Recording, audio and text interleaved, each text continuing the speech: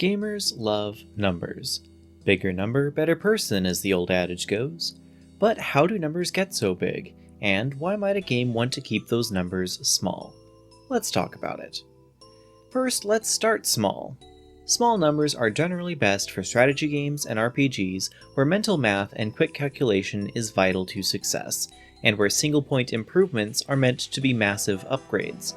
The prime examples of small number games, to me, are Paper Mario and XCOM, as well as card games like Inscription.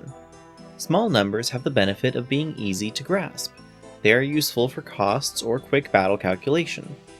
In Inscription, blood costs range from 0 to 3, you only have 4 creature slots per side of the board, and a player loses when they receive a damage excess of 5 over their opponent.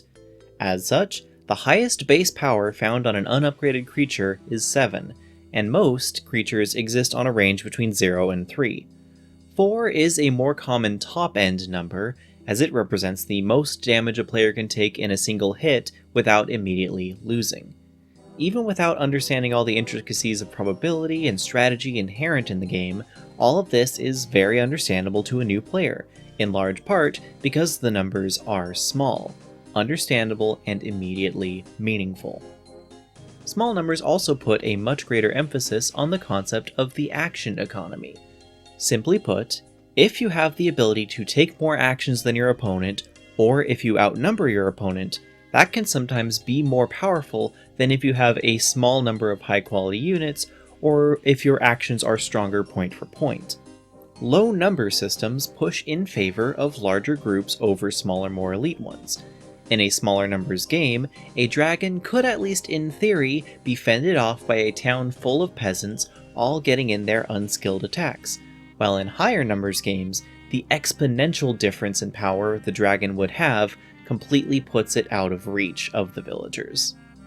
The downside of rooting yourself in small numbers is that you lose granularity. An increase of 1 damage or 1 point of cost represents a much more significant percentage of the whole. Anyone who's played card games knows how extreme the difference between costing 0, 1, or 2 resources can be, and everyone who's played XCOM can empathize with the difference of a single point of health. Suddenly, a card that breaks the game by coming down on turn 1 becomes almost useless if it's delayed until turn 2, and giving sectoids 4 HP is considered the biggest change that impossible difficulty makes in Enemy Unknown, because they can no longer be killed with a single grenade. Without the granular nuance of larger numbers, many small numbers games can quickly fall into strong trends of balance built around optimal costs or odds, and shaking up that balance can be very difficult without completely ruining what's already strong or creating a new broken menace. Small numbers can also, let's be honest, be boring to some types of players. While I might find the importance of the difference between 3 and 4 highly interesting, someone else might feel stuck on the idea that the amount of numeric percentage difference between the start of the game and the end of the game is within 1 or 2 orders of magnitude at most. While I might enjoy the idea that a swarm of level 1 enemies could be far more dangerous than a single level 10, some players might prefer a focus on increasing scale, treating lower level trash mobs like fodder in favor of pushing the stats of higher enemies into a league of their own. This brings us to middling stats. Often overlooked in the debate between large and small numbers are the games that fall in between. These often lean towards the smaller side of the scale, but with enough size and granularity to have what some consider the best of both worlds, while still not going into either extreme of size to get the full scope of what is possible. This granularity in particular can be a big deal, where, if you leave enough space in between steps, you can customize new things to fit exactly in between those specific niches. One of the most infamous examples of this being Mechanical Chaser in Yu-Gi-Oh!, an 1850 attack level 4 monster that just barely hit over the existing 1800 attack monsters while still losing to everything 1900 and above. It became an overnight best card in most decks until the metagame shifted away from level 4 beatdown, and then eventually even stronger level 4s would get printed. That's not to say games with middling numbers are inherently better or worse than ones with larger or smaller numbers, but their lack of extremes do tend to make them more palatable to a wider audience.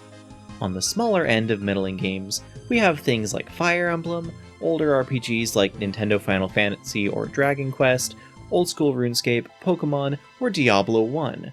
On the larger end, we see things like later Final Fantasy games, Yu-Gi-Oh!, and Diablo 2, and towards the top of the mid-sized numbers, we get to things that are quite sizable, but at least with intelligible caps, like Xenoblade, World of Warcraft, Final Fantasy XIV, or the like.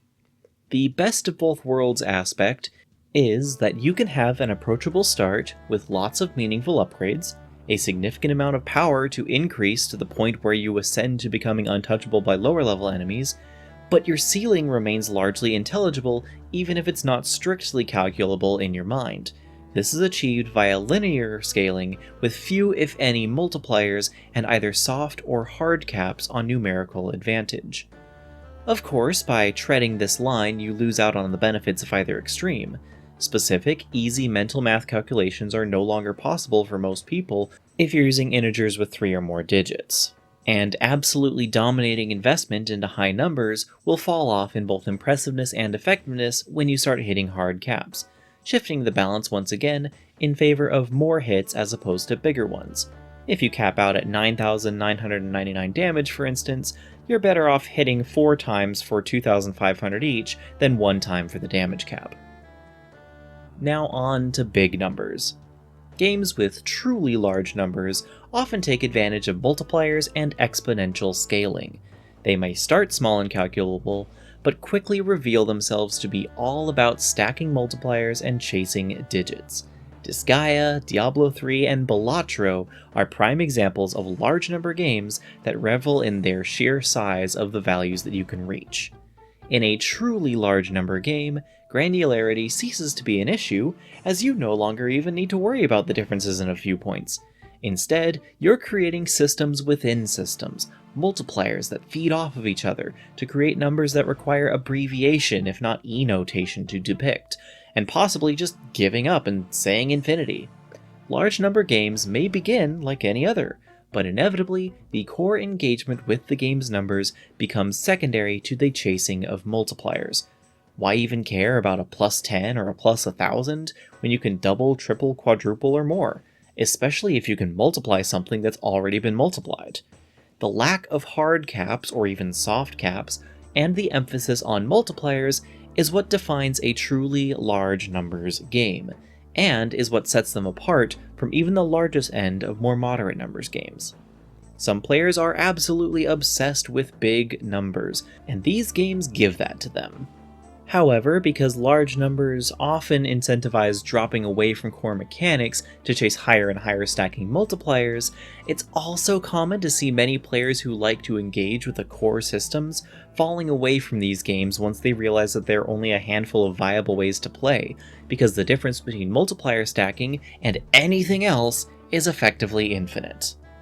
I hope this brief video helped you understand the reasons and appeals of various number sizes in gaming. Obviously, every game has different ways that it uses number size to push its core gameplay, so if there's a game that I didn't mention that you find particularly interesting, let me know in the comments. A big shout out to my YouTube channel members for supporting me in making videos like this. That includes Royal Laguzguard member, The Forgotten L, as well as Laguzguard members C2 Peekily, Enigmatic Mr. L, Mad Moke, Pro Duderman, Kumi, Miss Mesmerism, Relaz6, Inside Chaos, and Drumstep 913. If the rest of you enjoyed, please leave a like and sub to the channel so I know to make more content like this. And until next time, this is Mithril Zenith signing out.